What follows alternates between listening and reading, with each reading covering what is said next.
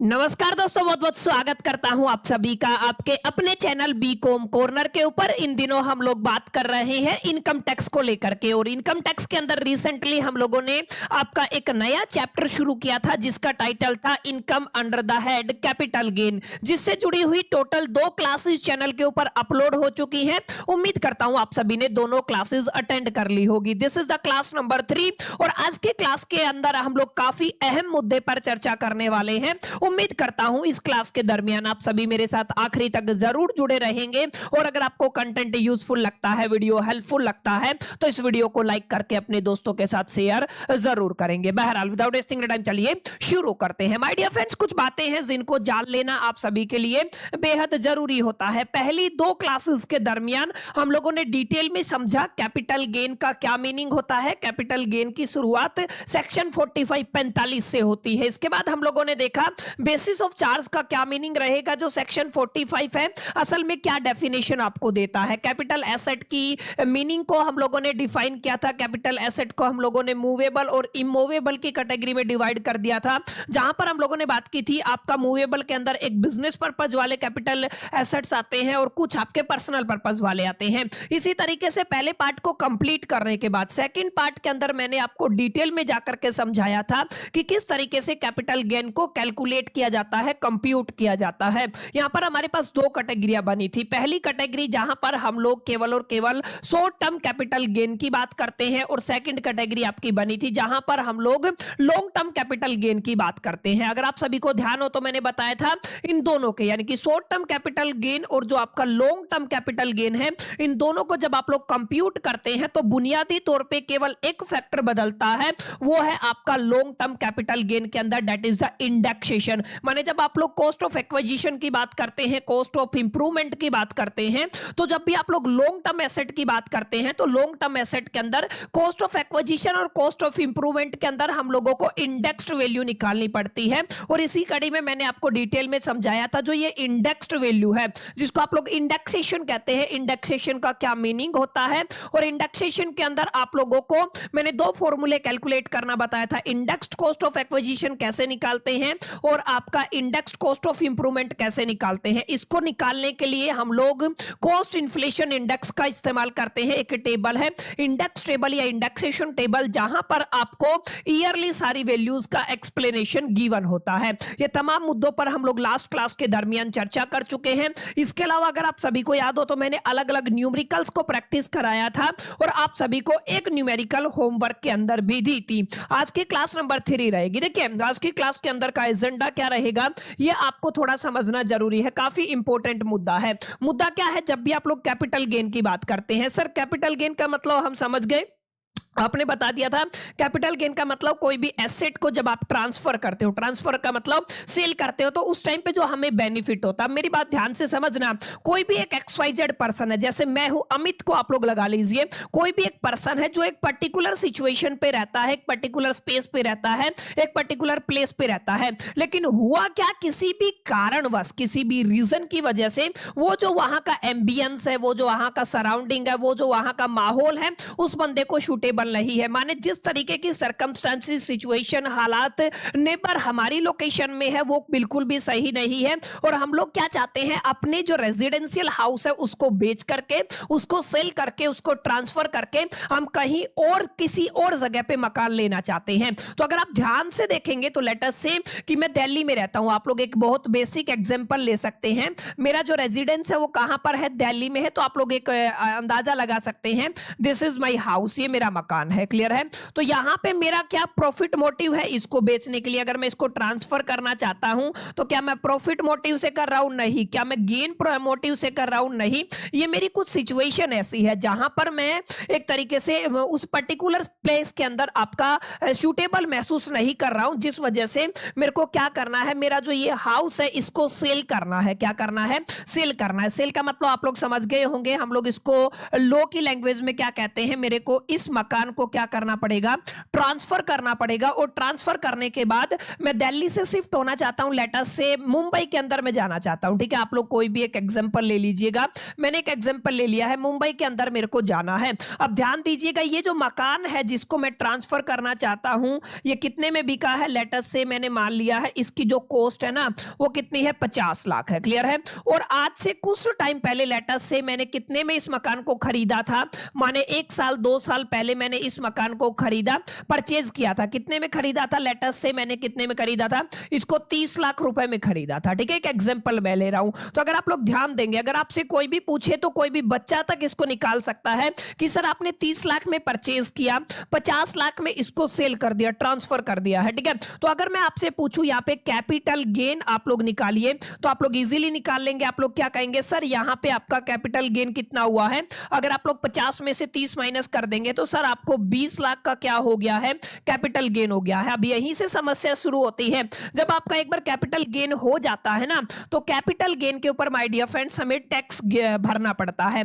Let us से मैं मान लेता हूं आपका टैक्स कितना है, एक एग्जांपल के लिए 20% है। अगर 20% है तो टोटल कितना बन जाएगा, 20 लाख का 20% आप लोग ये मान के रखिए 4 लाख बन गया। अगर आप लोग इस टैक्स को पे करते हैं तो आपके हाथ में कितना पैसा आएगा, अगर आप 20 में से 4 पे करेंगे तो केवल और केवल हमारे पास 16 लाख का एक अमाउंट आएगा। क्लियर, सीधी सीधी बात है। लेकिन अब ध्यान दीजिएगा, मेरा कोई कारण प्रॉफिट कमाने का नहीं था, मैं शिफ्ट हो रहा हूं। कहां पे शिफ्ट होना है मेरे को, माय डियर फ्रेंड्स, मेरे को इसी लोकेशन पे शिफ्ट होना है, मुंबई पे। मैं चाहता क्या हूं, जितने में मेरे मकान बिका है ना, जितने में मेरा मकान, मेरी प्रॉपर्टी ट्रांसफर हुई है, उतने का मकान ही मैं यहां पे परचेज करना चाहता हूं। मान लीजिए 50 लाख का मेरा मकान ट्रांसफर हुआ है, तो 50 लाख की प्रॉपर्टी ही मैं मुंबई में लेना चाहता हूं। अब यहां पे समस्या क्या है, जब आपने दिल्ली के अंदर अपना मकान सेल किया तो 4 लाख का आपका टैक्स चला गया। इसका मतलब आपके पास टोटल जो वैल्यू है 4 लाख माइनस करके अगर आप लोग देखेंगे तो आपके पास केवल, जैसे ये तो मकान का प्राइस है, आपके पास कितना वैल्यू है, आपके पास 4 लाख अगर आप लोग माइनस करते हैं तो आप लोग कहेंगे हमारे पास केवल और केवल 46 लाख का वैल्यू है। क्लियर है। तो अब यहां पे आपका हो गया है लॉस, क्योंकि हमने इस प्रॉपर्टी को किस पर्पज से नहीं बेचा था, ना ही कैपिटल गेन के पर्पज से बेचा था, ना ही प्रॉफिट मोटिव से बेचा था। तो यहां पे आपको क्या हो गया है, 4 लाख रुपए का लॉस हो गया है। तो जब ये बात लॉ मेकर्स के पास पहुंची, जब भी चीजें उठाई गई, तो बाद में जाके एक सेक्शन का इजाद हुआ, माने एक नया सेक्शन लाया गया। ठीक है, यहां पे आप लोग देखिएगा हम किसकी बात कर रहे हैं, सेक्शन 54 की बात कर रहे हैं। अब सेक्शन 54 के अंदर आपको एक सीरीज मिलेगी, 54B आप लोग पढ़ेंगे, 54S तक आप लोग पढ़ेंगे। ठीक है, आज की क्लास के अंदर मैं आपको क्या समझाने की कोशिश कर रहा हूं, आज की क्लास के अंदर मैं आपको समझाने की कोशिश कर रहा हूं, ये जो नया सेक्शन यहां पे लेके आया गया है, कौन से सेक्शन की बात हो रही है, सेक्शन 54। ये किस लिए लाया गया कि यहां पे जो हमारा एक पर्टिकुलर अमाउंट का लॉस हुआ है ये ना हो। क्लियर है, ये पर्टिकुलर रीजन की वजह से। तो यहां पे जो भी आपने हाउस प्रॉपर्टी को सेल किया है, ठीक है, आप लोग क्या कहेंगे, हाउस प्रॉपर्टी की बात कर रहे हैं। ठीक है, तो जब भी आप लोग मकान की बात करते हैं, आपने अपना मकान, हाउस प्रॉपर्टी आपने क्या किया है, ट्रांसफर किया है, उस केस में आपको क्या मिलता है माय डियर फ्रेंड्स, डिडक्शन दे दिया जाता है। क्या दे दिया जाता है, डिडक्शन दे दिया जाता है। और वो जो डिडक्शन है वो दिया जाता है आपको अंडर द सेक्शन 54। ये आपको थोड़ा ध्यान में देना है। क्लियर। अब यहाँ पे कुछ कंडीशन, आपको करना क्या है, आपने अपना मकान को सेल किया है तो मकान को ही परचेज करना। जो पैसा आपको मिलेगा यहाँ पे आपको इसके बदले में क्या परचेज करना पड़ेगा, मकान परचेज करना पड़ेगा। क्लियर। ये कहां पे लिखा हुआ है, ये सेक्शन 54 के अंदर लिखा हुआ है। आज का एजेंडा ही यही है कि हम लोग आज की क्लास के अंदर क्या पढ़ने वाले हैं, जो कैपिटल गेन होता है, कैपिटल गेन के अंदर एग्जम्प्टेड अमाउंट होती है, डिडक्शन हम लोग पढ़ेंगे। और सबसे पहला जो आपका सेक्शन रहेगा डिडक्शन को लेकर के, वो सेक्शन नंबर 54 रहेगा, सेक्शन 54 रहेगा, जहां पर अगर आप लोग एक मकान सेल करके, ट्रांसफर करके एक दूसरा मकान खरीदना चाहते हैं तो उस केस में आपको एक तरीके से डिडक्शन देखने को मिलता है, एग्जम्पशन देखने को मिलता है। सॉरी, डिडक्शन आप लोग गलत शब्द है, आप लोग प्लीज इसको करेक्ट कर लीजिएगा। डिडक्शन नहीं, आपको एग्जम्प्टेड देखने को मिलेगा। ठीक है, आप लोग क्या कहेंगे, आपको एक एग्जम्पशन देखने को मिलेगा। ठीक है, आप लोग क्या कह सकते हैं, एग्जम्प्ट देखने को मिलेगा। ठीक है, अब कितना मिलेगा, क्यों मिलेगा, कब मिलेगा, किस किस को मिलेगा, इस मुद्दे पर अभी मैं आपके साथ चर्चा करने वाला हूं। अभी आपको एक भूमिका समझ में आई होगी कि यहां पे कब ये आपका पर्टिकुलर सिचुएशन लगने वाला है, किस पर्टिकुलर सिचुएशन के अंदर आपको इन सभी चीजों को कंसीडरेशन में रखना है जब भी बात मकान की होगी, सेल करना। ठीक है,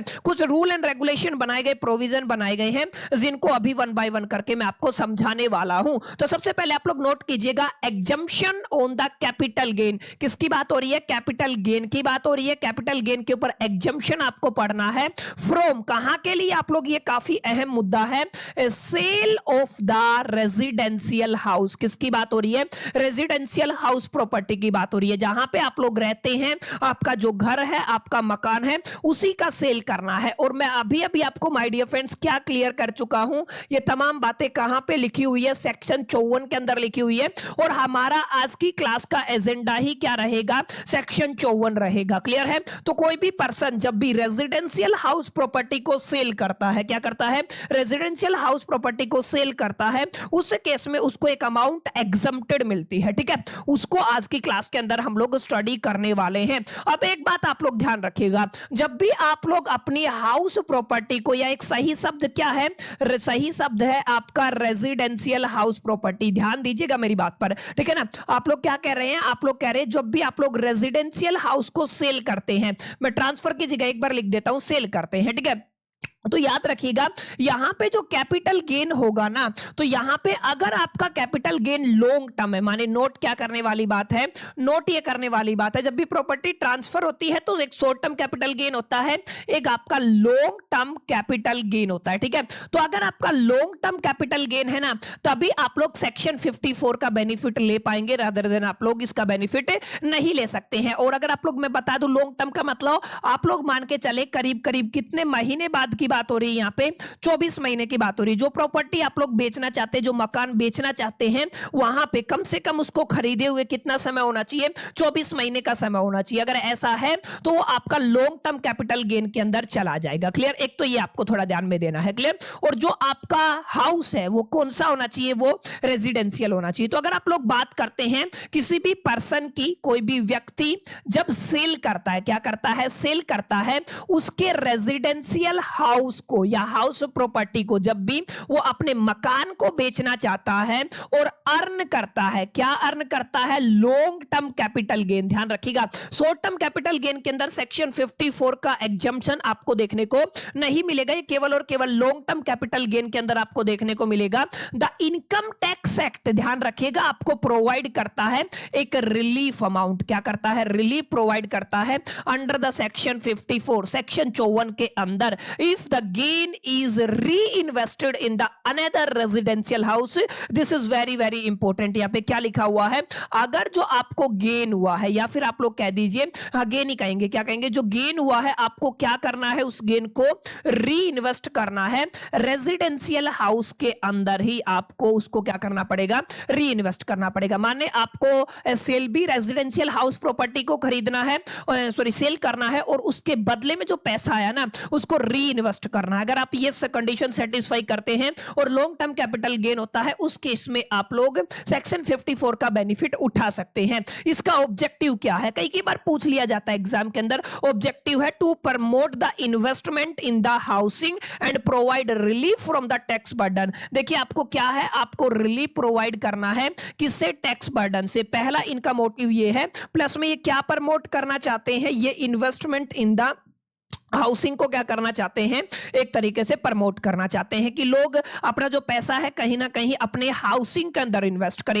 एक इंपॉर्टेंट बात और बता देता हूं माय डियर फ्रेंड, चाहे आप लोग सेमेस्टर 3 के स्टूडेंट हो, इनकम टैक्स को सेमेस्टर 3 में पढ़ रहे हो, चाहे आप लोग सेमेस्टर 5 में पढ़ रहे हो, जो ये आपके सेक्शन 54 की सीरीज है, माने जो सेक्शन 54 वाली सीरीज है, यहां से कंफर्म एक क्वेश्चन आपको एग्जाम के अंदर मिलेगा ही मिलेगा। मोस्ट प्रोबेबली आपको थ्योरी और न्यूमेरिकल भी मिल सकती है। कम से कम थ्योरी 6 नंबर की यहां से आती ही आती है, आप लोग ऐसा मान के चले। तो काफी इंपॉर्टेंट क्लास है आज की, और आज के बाद जितनी भी क्लासेज होंगी वहां से आपको सवाल 101% एग्जाम के अंदर देखने को मिलेगा ही मिलेगा। तो आप लोग इसको बिल्कुल भी लाइटली मत लीजिएगा। जो सेक्शन 54 है और 54B हो गया, 54B से लेकर के सेक्शन 54H तक की जो सीरीज है ना, यहां से एक सवाल कोई नहीं रोक सकता है। तो एक एक चीज को डिटेल में जाके आपको पढ़ना है। क्लियर? उम्मीद करता हूं बातें क्लियर रही होंगी। सेक्शन 54 की पूरी बैकग्राउंड, पूरी भूमिका, पूरी फाउंडेशन, पूरा जो बेस है वो आपको समझ में आ गया होगा। क्लियर। अब थोड़ा आगे चलेंगे,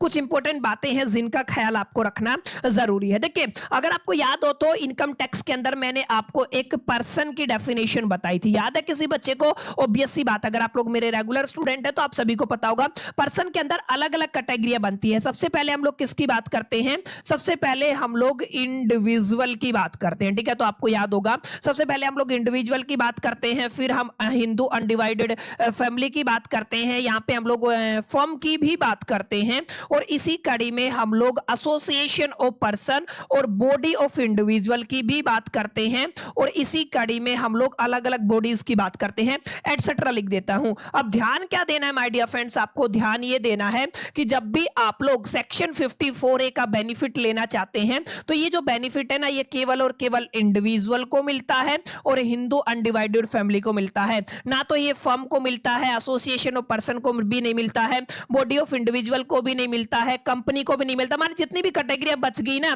किसी को भी यहाँ पे आपको इसका बेनिफिट देखने को नहीं मिलेगा। ये वाला बेनिफिट है ना, एप्लीकेबिलिटी की अगर कंडीशन की बात करते हैं तो इंडिविजुअल और हिंदू अनडिवाइडेड फैमिली को ही मिलता है। सबसे पहली बात आपको क्या जाननी है आप सेक्शन 54 के बारे में? आपको जानना है इसकी एप्लीकेबिलिटी की जो आपकी कंडीशन है वो क्या है। सबसे पहले मैंने बताई कि यहां पे अगर आपके पास क्या हुआ है, केवल और केवल आपको लॉन्ग टर्म कैपिटल गेन, क्या बताया मैंने? आपका लॉन्ग टर्म कैपिटल गेन अगर आपको हुआ है, जिसको आप लोग LTCG कहते हैं, तो उस केस में आप लोग एक तरीके से एप्लीकेबल है सेक्शन 54 के लिए। प्लस में मैंने आपको, अच्छा ये ध्यान रखिएगा, प्रॉपर्टी के अंदर आप लोग मान के चले करीब करीब कितने महीने का टाइम आप लोग मान के चलते हैं? 25 महीने का समय आप लोग मान के चलते हैं। दूसरी कंडीशन क्या रहने वाली है? दूसरी कंडीशन रहने वाली है आपको सेल करना है, ट्रांसफर करना है अपना क्या? आपका रेजिडेंशियल हाउस। किसकी बात हो रही है? आपकी रेजिडेंशियल हाउस की बात हो रही है। अगर आप लोग अपने रेजिडेंशियल हाउस को सेल करके और जो पैसा आया उसको री इन्वेस्ट कर देते हैं, क्या कर देते हैं आप लोग? री इन्वेस्ट कर देते हैं इनटू द रेजिडेंशियल हाउस। आप लोग किसकी बात कर रहे हैं? रेजिडेंशियल हाउस की। तो उस केस में आप लोग एप्लीकेबल है, यहां से बेनिफिट उठा सकते हैं। और तीसरी मैंने बात बताई, ये जो सेक्शन है केवल और केवल इंडिविजुअल को रिलीफ देता है एंड आपको हिंदू अनडिवाइडेड फैमिली वालों को रिलीफ देता है। ये तीनों कंडीशन एप्लीकेबिलिटी के अंदर आती हैं, याद रखना है। क्लियर? आई होप कितनी बातें आपको समझ में आई होंगी, आपको एक क्लैरिटी मिला होगा। यही बात मैंने आपकी लिखी है, applicable only for the long term capital gain arising from the transfer of the residential house property, जहां पे आप लोग बिल्डिंग और लैंड अपेरेंटेंट डेयरटो की बात कर सकते हैं। और ये एप्लीकेबल किसके ऊपर है? ओनली इंडिविजुअल के ऊपर और हिंदू अनडिवाइडेड फैमिली के ऊपर। ये फर्म, कंपनीज, ये सब यहां पे इंक्लूड नहीं की जाती है। तमाम बातें मैं आपको पिछली स्लाइड के अंदर भी कवर कर चुका हूं। तो आपको पूछेगा पूरा का पूरा सिस्टमैटिक वे में आपको तमाम बातें लिखनी पड़ेंगी। तो मैं ऐसा समझ के चल रहा हूं, मान के चल रहा हूं कि मैं जो कोशिश कर रहा हूं आपको इस सेक्शन को थोड़ा अच्छे से समझाने की, तो आप लोग समझ पा रहे होंगे।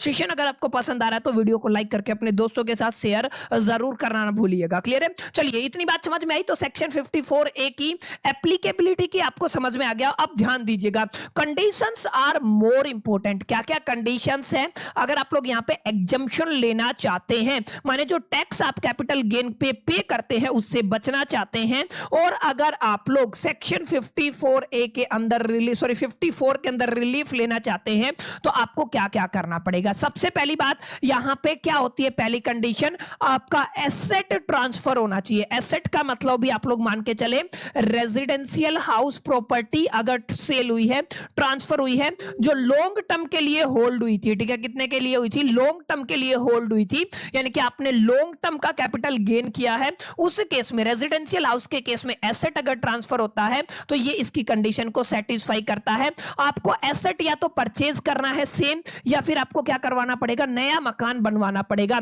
या तो आप लोग अनदर रेजिडेंशियल हाउस प्रॉपर्टी खरीद सकते हैं या कंस्ट्रक्ट भी करवा सकते, बनवा भी सकते हैं, और आप लोग कोई मकान खरीद भी सकते बना बनाया। दोनों कंडीशन सेटिस्फाई करती है। काफी अहम बात है, मैं स्टार लगा रहा हूं तीसरे पॉइंट को। फिर यहां पे सवाल बनता है time limit for the investment. अब ध्यान दीजिएगा, मान लीजिए आप लोगों को जो 50 लाख का मकान आपने बेचा था, अब यहां पे इस 50 लाख को इन्वेस्ट कब करना है? सर आपने बता दिया आपने मकान बेचा, मकान बेच के जो अमाउंट आया वो या तो हम लोग क्या कर सकते हैं, न्यू हाउस परचेज कर सकते हैं, माने हम लोग क्या कह सकते हैं, हमने एक नया मकान परचेज कर लिया है, ये आपकी पहली कंडीशन होती है।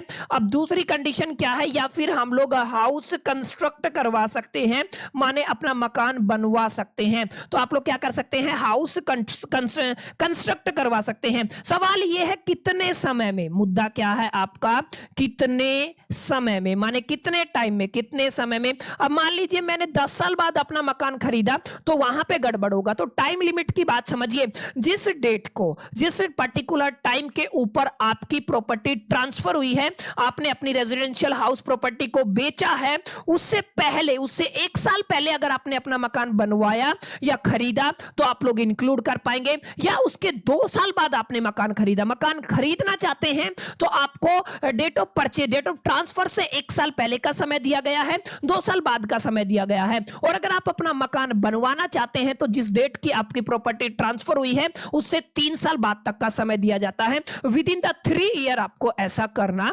पड़ेगा। यानी कि आप लोग ध्यान दीजिएगा, परचेज ऑफ न्यू हाउस की अगर मैं बात करता हूं तो यहां पे क्या लिखा हुआ है, विद इन 1 ईयर बिफोर, यानी कि किसकी बात हो रही है, 1 साल पहले या 2 साल बाद, 2 year after the date of transfer, माने आपको यह समय दिया गया है, आपका जो ट्रांसफर हुआ जिस डेट को, उससे 1 साल पहले तक की डेट के अंदर आप लोग मकान खरीद सकते हैं या 2 साल बाद तक खरीद सकते हैं। अब ध्यान दीजिएगा, जैसे इस साल मैंने अपना मकान ट्रांसफर कर दिया है, मेरी जो हाउस प्रॉपर्टी मैंने उसको ट्रांसफर कर दिया है और अभी 1 साल तक मैं खरीदना नहीं चाहता, तो मैं उस पैसे को अपने पास नहीं रख सकता। अगर मैं 54 का एग्जम्पशन लेना चाहता हूं तो मेरे को क्या करना पड़ेगा, मेरे को जो कैपिटल गेन जो अकाउंट बनता है वो आपका खुलवाना पड़ेगा और वहां पर जाकर के मेरे अपने पैसे को रखना पड़ेगा। आगे मैं बताऊंगा, अभी आप लोग बेसिक आइडिया ले लीजिएगा, क्लियर। तो अगर आप लोग कंस्ट्रक्ट करवाना चाहते हैं ना नया हाउस, तो आपको 3 year after the date of the transfer दिया गया है, क्लियर। ये आपको थोड़ा ध्यान में देना है। अगर आप लोग नया मकान बनवाना चाहते हैं तो 3 साल के अंदर बनवा लीजिएगा।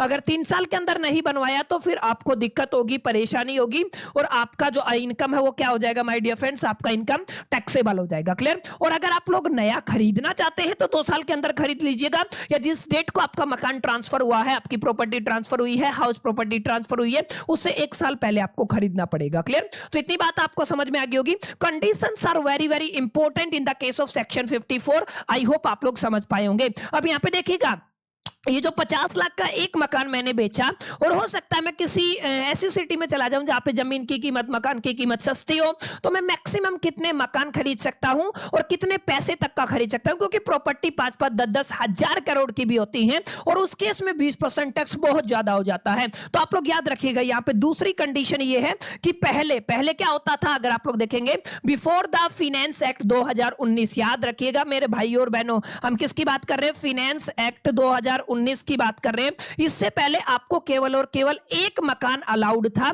और मैक्सिमम लिमिट का कोई डिस्कशन नहीं था।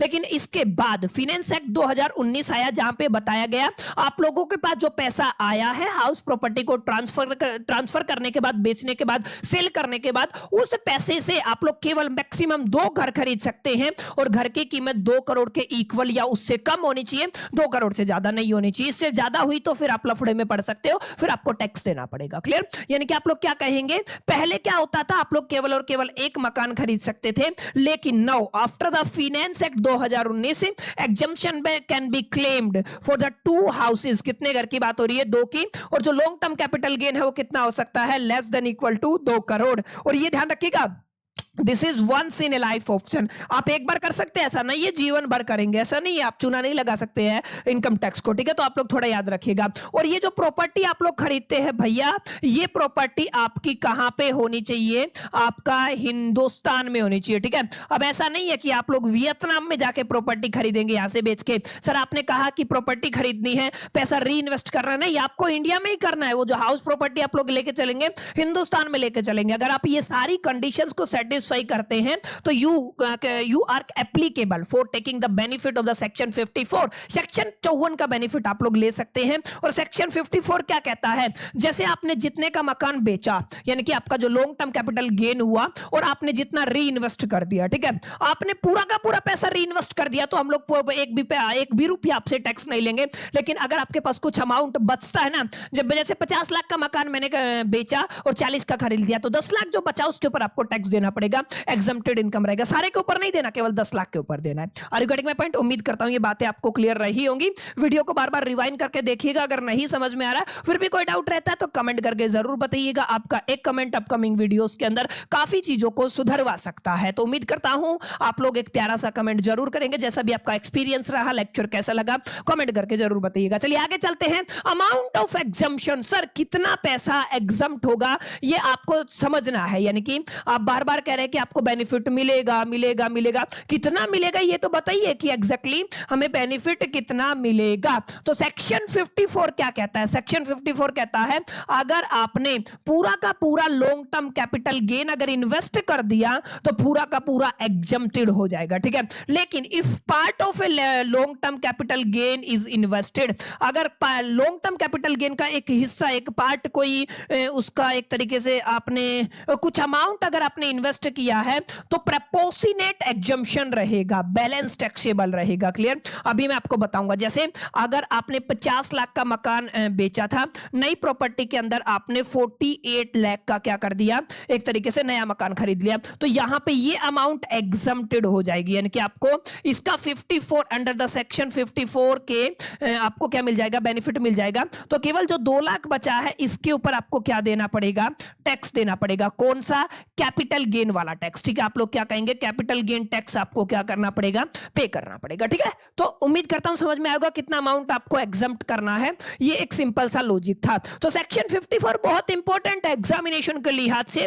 मैं बार बार आपको एक ही बात बता रहा हूं, ये जो सीरीज है यहां पे सेक्शन 54 से लेकर के और आप लोग कहां पे पढ़ेंगे, 54H तक पढ़ेंगे। ये वेरी वेरी इंपॉर्टेंट है। मैक्सिमम चांस है मेरे बच्चों यहां पे आपको थ्योरी का 6 नंबर का सवाल तो आएगा ही आएगा। कितने मार्क्स की बात कर रहा हूं मैं? 6 मार्क्स की बात कर रहा हूं। अलोंग विद यहां पे अगर आपसे न्यूमेरिकल यानी कि प्रैक्टिकल क्वेश्चन भी पूछा जाता है, करीब करीब अलग अलग यूनिवर्सिटी के अपने पैटर्न है। क्लियर? दिल्ली यूनिवर्सिटी के अंदर 6 नंबर का सवाल हर बार आता है। डोंट टेक द रिस्क, आपको इसको अच्छे से पढ़ना है, समझना है, अपने जहन में उतारना है। अगर आप लोग ऐसा कर पाए तो definitely you will square easily जितने भी आपका ये चैप्टर रहने वाला है। क्लियर? आई होप कितनी बातें आपको समझ में आई होंगी। अब मुद्दा क्या है? मुद्दा ये है, यहां पे समझिएगा, सर जो हमें लॉन्ग टर्म कैपिटल गेन हुआ और उसका जो अमाउंट हमें मिला उसको हमें क्या करना पड़ेगा, री इन्वेस्ट करना पड़ेगा। सर आप ये बताइए कितने समय में री इन्वेस्ट करना पड़ेगा? हमने यहां पे 2 कैटेगरियां बना दी थी। पहली कैटेगरी, अगर आप लोग न्यू मकान क्या करना चाहते हैं, न्यू हाउस क्या करना चाहते हैं, परचेज करना चाहते हैं, तो क्या बताया था मैंने, आपका जो डेट ऑफ ट्रांसफर है, अगर आपको याद हो, डेट ऑफ ट्रांसफर है, जिस डेट को आपकी प्रॉपर्टी ट्रांसफर हुई है उसके 2 साल बाद, माने आपको क्या करना पड़ेगा, 2 साल बाद, या फिर आप लोग क्या कह सकते हैं, अगर आपने प्रॉपर्टी को क्या किया है, 1 साल पहले खरीदा है, 1 साल पहले खरीदा है तो उसमें लफड़ा ही नहीं है, ठीक है ना। यहाँ पे 2 साल तक ये जो पैसा आपके पास है ना, ये आपके पास नहीं रहेगा। ये पैसा जो आपको मिला है ये आपके पास नहीं रहेगा। आप मकान खरीदेंगे, जब आप लोग 54 को क्लेम कर सकते हैं, तब तक आपको इस पैसे को कैपिटल गेन अकाउंट के अंदर डालना पड़ेगा। एक अकाउंट आपको खुलवाना पड़ेगा, ठीक है। कैपिटल गेन अकाउंट के अंदर आपको इस पैसे को डालना ही पड़ेगा। क्लियर है? ऐसे ही आप लोग, अगर आप लोग कंस्ट्रक्शन करवाना चाहते हैं तो कंस्ट्रक्शन आपको कितने टाइम के अंदर करवाना है, 3 साल के अंदर करवाना है, और 3 साल तक ये पैसा कहां पे पड़ा रहेगा, कैपिटल गेन अकाउंट के अंदर होगा। अगर नहीं हुआ तो आप लोग टैक्स देंगे, सीधी सीधी बात है, कैपिटल गेन टैक्स देंगे, ठीक है। यहां पे इसको बोलते हैं आप लोग capital gain account scheme, CGAS, याद रखिएगा, capital gain account scheme, CGAS क्या है इसका full form, capital gain account scheme, ठीक है। If the SSC can not utilise the capital gain, अगर आपका SSC है क्या नहीं करता है, यूटिलाइज नहीं करता है किसको, कैपिटल गेन को, before filling the return of the income the unutilised amount must be deposited in the capital gain account scheme. याद रखिएगा आपका क्या रहेगा, ये कहां पे डिपॉजिट डिपॉजिट होना चाहिए आपका पैसा बच्चों, ये डिपॉजिट होना चाहिए आपका कहां पे, कैपिटल गेन अकाउंट स्कीम के अंदर, in the public sector bank. ये भी काफी इंपॉर्टेंट बात है, कहां पे, पब्लिक सेक्टर बैंक के अंदर। Exemption will be allowed to the extend of the amount utilise plus में अमाउंट डिपॉजिटेड। ये थोड़ी सी लाइन है जो आप लोग याद रखेंगे, ठीक है। तो क्लियरिटी आपको मिल गया होगा, बातें कहीं ना कहीं मेरे हिसाब से आपको समझ में आई होंगी जो मैं आपको समझाने की कोशिश कर रहा हूं। और सेक्शन 54 से, यानी कि आपका जो सेक्शन है, कौन से सेक्शन की बात कर रहे हैं, सेक्शन 54 की बात कर रहे हैं, इससे जुड़े हुए सारे जो भी मन में सवाल थे ना, सारे सवाल आपको उत्तर मिल गए होंगे उनके, ठीक है। सारे सवाल क्लियर रहे होंगे। फिर भी कोई सवाल रहता तो कमेंट कीजिएगा, बार बार मैं आपको बता रहा हूं, डेफिनेटली आई विल रिप्लाई, ठीक है। इतनी बातें अगर आपको क्लियर हो गई तो आप लोगों को सारी बातें समझ में आ गई हैं। अब काफी बार क्या होता है, एक सिचुएशन और बन जाती है, लोग हमेशा अल्टरनेट होते हैं। देखिए आपने क्या किया, सर आपने कहा था 2 साल के अंदर नया मकान खरीदना है, मैंने 2 साल के अंदर नया मकान खरीदा और फिर से मैंने 3 साल के अंदर उसको बेच दिया। याद रखिएगा, लॉन्ग टर्म कैपिटल गेन की बात हो रही है, ठीक है। अब यहां पे होगा क्या, यहां पे सिंपल सा लॉजिक है, विड्रॉवल या ट्रांसफर ऑफ न्यू एसेट। ध्यान रखिएगा, यहां पे जो आपने नया मकान खरीदा है ना, उसको भी ट्रांसफर कर दिया या विड्रॉ कर लिया, उस केस में क्या होगा, इफ द न्यू हाउस, जो नया घर है वो सोल्ड होता है 3 साल के अंदर, तो ध्यान रखिएगा अगर आपने जिस साल खरीदा और या फिर कंस्ट्रक्ट करवाया उसके 3 साल के अंदर अगर आप लोग उसको बेच देते हैं तो क्या होगा, एग्जम्पशन इज विड्रॉन। एग्जम्पशन क्या हो जाएगी, विड्रॉ हो जाएगी, and the earlier exempted capital gain became taxable as short term capital gain। याद रखिएगा, जो पहले आपको एग्जम्पशन मिला था वो किस में कैलकुलेट होगा, वो विड्रॉ होकर के और taxable as a short term capital gain के अंदर आ जाएगा। माने आप 3 साल के दरमियान आप लोग क्या नहीं कर सकते हो, आप नई प्रॉपर्टी, नई हाउस को बेच नहीं सकते हो, इस बात का आपको ख्याल रखना है। और क्योंकि अगर आप लोग 3 साल से पहले बेच देते हैं तो ऑब्वियस सी बात है शॉर्ट टर्म के अंदर ही इंक्लूड होगा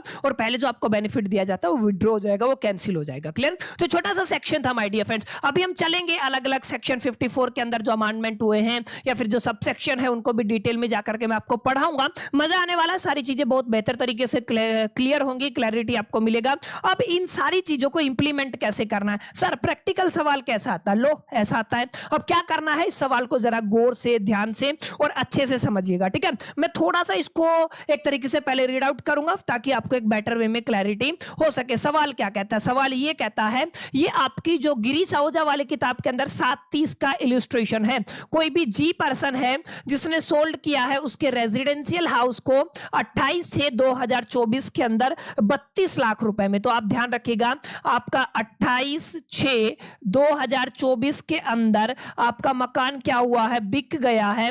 कितने अमाउंट के अंदर बिका है, 32 लाख के अंदर बिका है। तो आप लोग क्या कह देंगे, 32 लाख में तो आपका मकान बिक गया है। He had purchase this house 1/10/2005। ये कब खरीदा था, 1/10/2005 को ये मकान खरीदा गया था, ठीक है। ये मकान क्या हुआ था, परचेज हुआ था, ठीक है। ये आपको थोड़ा ध्यान में देना है। कितने रुपए में परचेज हुआ था, 5,20,000 में परचेज हुआ था, ये आपको थोड़ा ध्यान में देना है। आगे इसने एक बात बोला है, इसने आपका 2,70,000 माने कितने अमाउंट की बात हो रही है, 2,70,000 का क्या किया हुआ था, इंप्रूवमेंट भी किया इसी मकान में, ठीक है। तो आप लोग क्या कहेंगे, यहाँ पे क्या हुआ है, इंप्रूवमेंट भी हुआ है। किस डेट को हुआ है इंप्रूवमेंट, आपका 2006-2007 के अंदर हुआ है। तो हम लोग कौन सा टाइम लेके चलेंगे, 2006 और 2007 वाला लेके चलेंगे। ध्यान दीजिएगा, काफी अहम बात है। सबसे पहले हमें देखना लॉन्ग टर्म कैपिटल गेन है कि शॉर्ट टर्म कैपिटल गेन है, ठीक है। मकान खरीदा कब था, 2005 के अंदर, बेचा कब है, 2024 के अंदर। क्या ये 24 महीने से ज्यादा का टाइम है, सर ऑब्वियस सी बात है 24 महीने से ज्यादा का टाइम है। तो यहां पे जो कैपिटल गेन होगा वो लॉन्ग टर्म कैपिटल गेन होगा। क्या होगा आपका, लॉन्ग टर्म कैपिटल गेन। और लॉन्ग टर्म कैपिटल गेन के ऊपर आप लोग क्या सेक्शन 54 लगा सकते हैं, यस लगा सकते हैं। ये भी हमें क्लैरिटी मिला। आगे देखिए, अगर आप लोग ध्यान देंगे तो आगे क्या लिखा हुआ है सवाल के अंदर, आगे सवाल पढ़ते हैं। यहां तक क्लियर हुआ, okay. He purchase a new house, ये सारा लोचा हो गया है। अब उसने क्या किया है, नया हाउस परचेज किया है। ये तो पुराने की बात थी, अब उसने क्या किया, न्यू हाउस को परचेज कर लिया है, ठीक है। उसने न्यू हाउस खरीदा है। कब खरीदा है, इसको थोड़ा ध्यान दीजिएगा। उसने एक आपका न्यू हाउस 21/10/2024 में खरीदा है। 21/10/2024 के अंदर उसने एक नया मकान खरीदा, यानी कि परचेज किया है, ठीक है। तो आप लोग क्या कहेंगे यहाँ पे, उसने एक नया मकान खरीदा, कितने में खरीदा, 7,50,000 के अंदर खरीदा। ओके, यहां तक सारी बातें सर समझ में आ गई हैं। This house was also sold by him, ये भी बिक गया है 16/7/2025 के अंदर। 16/7/2025 के अंदर इसने इस मकान को भी क्या कर दिया, बेच दिया है। कितने पैसे में बेचा है, 10 लाख रुपए में। तो हम लोग यहाँ पे कितना अमाउंट लिख देंगे, 10 लाख लिख देंगे। क्लियर है, ये आपका एक केस हो गया है। ही परचेज एन अनदर अकाउंट, अब इसने एक और मकान खरीद लिया है, ठीक है। तीसरी कंडीशन है, यहाँ पे लिख देता हूं, ठीक है ना, यानी कि मैं आपका न्यू हाउस लिख रहा हूं। यहाँ पे आपका क्या है, एक और मकान आया है, ठीक है। कौन सी बार आया है, दूसरी बार आया है, एक बार पहले खरीद चुका है, ठीक है। यहाँ पे क्या है, यहाँ पे कंडीशन ध्यान दीजिएगा। ये जो मकान है 21/11/2025 को खरीदा, 21/11/2025 को मकान खरीदा गया है, 8 लाख रुपए में खरीदा है। तो कितना अमाउंट आ जाएगा, 8 लाख आ जाएगा। क्लियर, आगे देखिए क्या लिखा हुआ है, 8 लाख आया है। आपको कैपिटल गेन को कैलकुलेट करना है। असेसमेंट ईयर सबसे पहले तो 2025-26 के लिए, और फिर आपका 26-27 के लिए। आप ध्यान दीजिएगा, दो आपके 25-26 और 26-27 के लिए आपको कैपिटल गेन को कैलकुलेट करना है। फॉर्मेट बच्चों मैं आपको समझा चुका हूं पहले ही, क्या फॉर्मेट होता है, याद होगा पिछली कुछ न्यूमेरिकल में मैंने आपको कराया भी था।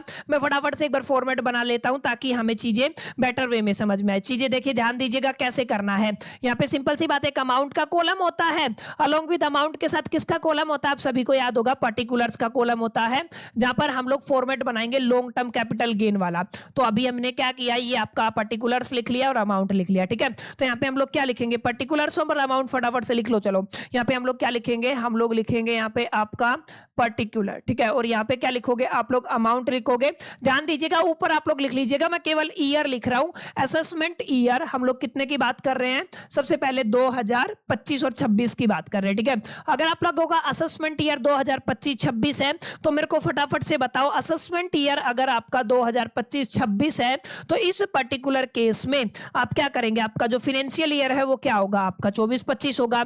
ऑब्वियस सी बात है, हम लोग कितना लेके चलेंगे, आपका 24-25। तो 24-25 का डेटा चेक कीजिए, एक तो ये है और एक ये है, माने ये वाला डेटा हमें फोकस करके चलना है और ये वाला डेटा भी हमें फोकस करके चलना है। तो अगर आप लोग क्वेश्चन को ध्यान से देखेंगे ना, तो हमें फोकस किन पे करना है। अगर आप लोग असेसमेंट ईयर 25-26 की बात करते हैं तो असेसमेंट ईयर 25-26 के अंदर हमें फोकस करना पड़ेगा 24-25 के डेटा के ऊपर। तो एक बार मैं इसको साफ कर देता हूं ताकि हम लोग अच्छे से चीज को सारी को लिख पाए। यहाँ पे ध्यान से देखिएगा, फॉर्मेट आप सभी को याद होगा, फुल वैल्यू ऑफ कंसिडरेशन लेके चलते हैं, एक्सपेंस को माइनस करते हैं, cost of acquisition, cost of improvement को माइनस करते हैं, और फाइनली आपको लॉन्ग टर्म कैपिटल गेन आपको मिल जाता है, ठीक है। तो वो सारी बातें हम लोग यहाँ पे लिखने वाले हैं। जरा ध्यान दीजिएगा, जो बातें मैं आपको बताने की कोशिश कर रहा हूं। 24-25 की अगर आप लोग बात करते हैं, और अगर मैं कहता हूं यहाँ पे आपका फुल वैल्यू ऑफ कंसिडरेशन, याद रखिएगा आपको क्या लिखना है, फुल वैल्यू ऑफ कंसिडरेशन, माने मकान कितने रुपए में आपका बिका। अगर फुल वैल्यू की बात करते हैं तो आपका कितना आ जाएगा, यहाँ पे 32 लाख आ जाएगा। तो जस्ट आपको क्या लिखना है, 32 लाख लिखना है। इसके अंदर से माय डियर फ्रेंड्स हमें माइनस करना होता है जो भी ट्रांसफर के लिए हम लोगों ने एक्सपेंसेस किया है।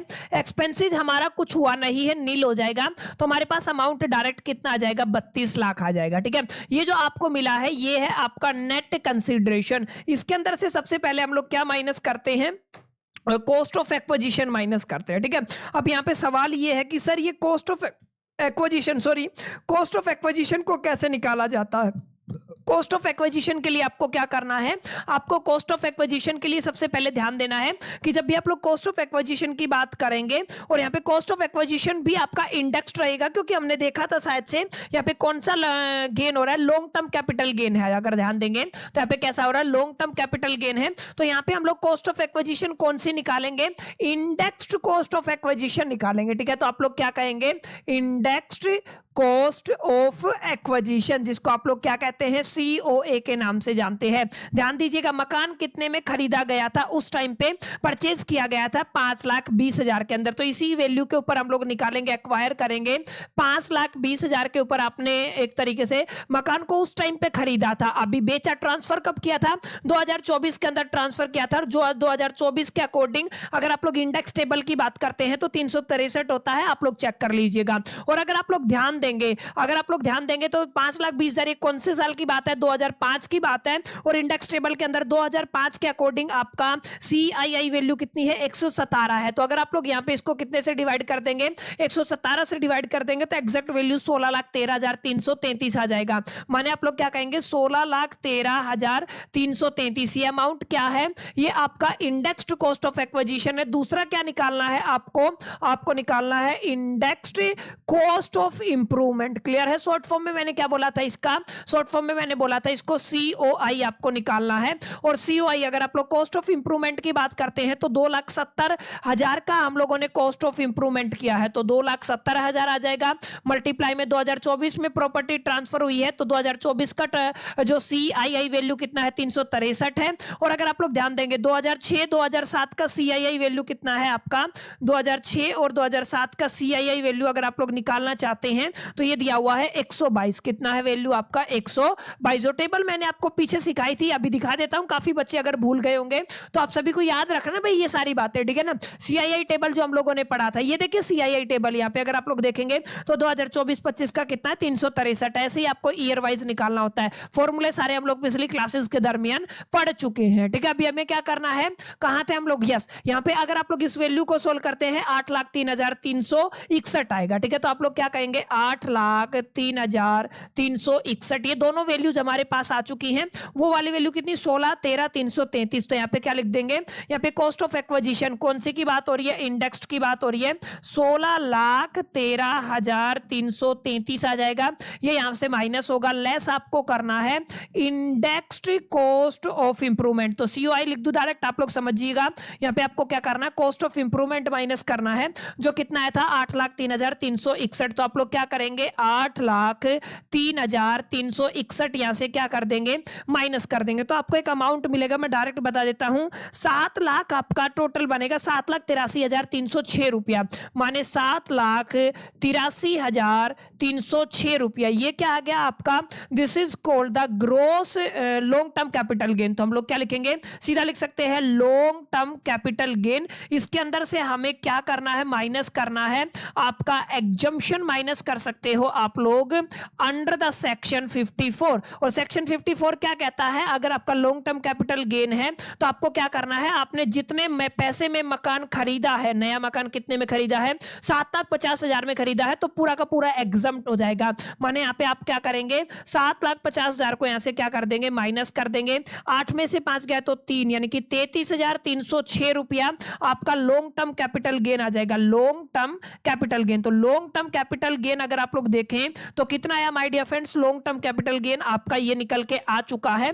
यहां पे देखिए 33,306, जिसके ऊपर आपको क्या करना पड़ता है, टैक्स पे करना पड़ता है। किस ईयर की बात हुई है, असेसमेंट ईयर 2025-26 की बात हुई है, ठीक है। तो इतनी बात आपको समझ में आई 2025-26 के अंदर। लेकिन अगर आप लोग 26-27 के प्रोस्पेक्ट से बात करते हैं तो हमें ईयर कौन सा लेना पड़ेगा, 25-26 लेना पड़ेगा। और 25-26 को अगर आप लोग ध्यान से देखेंगे तो देखिए 2025 के अंदर इसने मकान बेचा कितने में, 10 लाख रुपए में। एक और मकान खरीद लिया कितने में, इसने 8 लाख रुपए में। लेकिन अगर आप लोग ध्यान देंगे तो यहाँ पे शॉर्ट टर्म कैपिटल गेन नहीं है, कैसा है, sorry long term capital gain नहीं है, शॉर्ट टर्म कैपिटल गेन है। क्योंकि देखिए 25 में ही बेचा, 25 में ही खरीद लिया, तो यहाँ पे शॉर्ट टर्म कैपिटल गेन हुआ। तो यहाँ पे अगर आप लोग असेसमेंट ईयर दूसरा लेके चलते हैं, माने अगर आप लोग डायरेक्ट यहाँ पे फॉर्मेट बनाते, मैं फटाफट से करा देता हूं। सेकंड पार्ट असेसमेंट ईयर किसके लिए लेके चल रहे हैं हम लोग, असेसमेंट ईयर 26-27 के लिए लेके चल रहे हैं, ठीक है। तो आप लोग थोड़ा इसको जरा ध्यान से कीजिएगा, क्योंकि शॉर्ट टर्म कैपिटल गेन वाला बन गया है ना अभी आपका, ये शॉर्ट टर्म कैपिटल गेन वाला बन गया। तो यहाँ पे क्या लिखते हो आप लोग, यहाँ पे अमाउंट लिख देते हो, यहाँ पे क्या लिख देते हो आप लोग, पर्टिकुलर्स लिख देते हो। असेसमेंट ईयर हम लोग क्या लेके चल रहे हैं, 2026-27 लेके चल रहे हैं, ठीक है। तो हम लोग क्या लेके चल रहे हैं, 2026-27। तो सबसे पहले हम लोग क्या लिखेंगे, हम लोग लिखेंगे full value of consideration. Full value of consideration का मतलब मकान कितने में बिका है, यहाँ पे ध्यान दीजिएगा, कितने में बिका है, 10 लाख रुपए में। तो अगर आप लोग ध्यान देंगे तो यहाँ पे कितना हो गया है आपका, 10 लाख रुपए हो गया है। अब इसके अंदर से आप लोग माइनस क्या करते हैं, माइनस करते हैं आप लोग जो भी एक्सपेंस हुआ है ट्रांसफर के लिए, प्रॉपर्टी के लिए, तो कोई एक्सपेंस नहीं हुआ है तो आप लोग नील कर देंगे। तो यहाँ पे आ जाएगा नेट कंसीडरेशन। नेट कंसीडरेशन कितना आ जाएगा आपका, 10 लाख आ जाएगा। क्लियर। अब इसके अंदर से हमें माइनस करना होता है, माय डियर फ्रेंड ध्यान से समझना, हमें यहाँ पे माइनस करना होता है कॉस्ट ऑफ एक्विजिशन। इंडेक्स तो आएगा नहीं क्योंकि शॉर्ट टर्म कैपिटल गेन है, लेकिन यहाँ पे कॉस्ट ऑफ एक्विजिशन कितने में है अगर आप लोग ध्यान देंगे तो कॉस्ट ऑफ एक्विजिशन था 7,50,000 के अंदर। तो यहाँ पे कॉस्ट ऑफ एक्विजिशन आप लोग क्या लेके चलेंगे 7,50,000। ठीक है 7,50,000। अब यहाँ पे ध्यान दीजिएगा क्योंकि कंडीशन क्या थी, कंडीशन ये थी अगर आप लोग सेक्शन 54 को कंसीडर करना चाहते हैं तो जो नया मकान खरीदेंगे उस नए मकान को 3 साल तक आप लोग बेच नहीं सकते हैं। अगर आपने मकान बेचा 3 साल के अंदर अगर आपने क्या किया मकान बेचा तो आपके पहले वाला जो था वो विड्रॉ हो जाएगा, जो आपको एग्जम्प्टेड अमाउंट मिला था 54 के अकॉर्डिंग। तो यानी कि यहाँ पे जो ये अमाउंट था ना पूरा का पूरा एग्जम्प्टेड हो जाएगा, कहेगा यहाँ पे आपको माइनस नहीं करना है, इसका बेनिफिट आप लोग ले चुके हैं। तो यहाँ पे कितना आ जाएगा, नील आ जाएगा, यानी कि नेट टैक्सेबल इनकम आपकी कितनी हो जाएगी 10 लाख रुपए हो जाएगी। क्लियर। तो ये आपका हो गया आपका शॉर्ट टर्म कैपिटल गेन। इसके ऊपर आपको माय डियर फ्रेंड्स अब टैक्स देना पड़ेगा। अगर आप लोग ध्यान देंगे अगर ये अमाउंट माइनस होता ना, अगर आप लोग ध्यान देंगे माइनस होता ये वाला अमाउंट, अगर आप लोग 10 लाख के अंदर से क्या करते माइनस कर देते, किसको माइनस कर देते 7,50,000 को माइनस कर देते, तो ऑब्वियस सी बात है 8 यानी कि 2,50,000 आपका बनता है, 2 लाख बनता। ठीक है 7 8 9 10 ठीक है 2 लाख अमाउंट बनता। अगर आप लोग ध्यान देंगे 2.5 लाख बनता, सॉरी इसके ऊपर आपको टैक्स देना पड़ता। तो इसके ऊपर कम टैक्स देना पड़ता लेकिन इसके ऊपर क्या देना पड़ रहा है आपको, ज्यादा टैक्स देना पड़ रहा है क्योंकि आपने जो सेक्शन 54 की कंडीशंस हैं उनको नहीं माना है। तो इस तरीके से ये सवाल बनेगा, इस तरीके से आपको इसको सोल्व करना है। ये आपका सेकंड पार्ट था जो वहां पे पूछा गया था, किसके लिए असेसमेंट ईयर 2026-27 के लिए, यानी कि अगर आप लोग फाइनेंशियल ईयर की बात करते हैं तो आप लोग क्या लेके चलेंगे 25-26 लेके चलेंगे। ठीक है तो दोनों वैल्यूज में कैलकुलेट करना सिखा चुका हूं। फॉर्मेट पिछली क्लासेज में मैंने आपको समझाया था, सिखाया था, डिटेल में जाकर के हम लोगों ने इन तमाम मुद्दों पर चर्चा की थी। तो माय डियर फ्रेंड्स ये आपका सेक्शन 54 कंप्लीट होता है। न्यूमेरिकल भी मैंने आपको समझा दिया है किस तरीके से आएगा। उम्मीद करता हूं चीजें आपको बेटर वे में समझ में आई होंगी, आपको एक क्लैरिटी मिला होगा, सेशन आपको पसंद आया होगा। अब आपको कमेंट करके जरूर बताना है सेशन कैसा लगा। मेरे साथ आखिरी तक बने रहने के लिए आप सभी का बहुत बहुत शुक्रिया, धन्यवाद, थैंक यू। चलिए अगले पार्ट के अंदर मिलते हैं, जब तक के लिए मैं तो all the best, till the keep learning.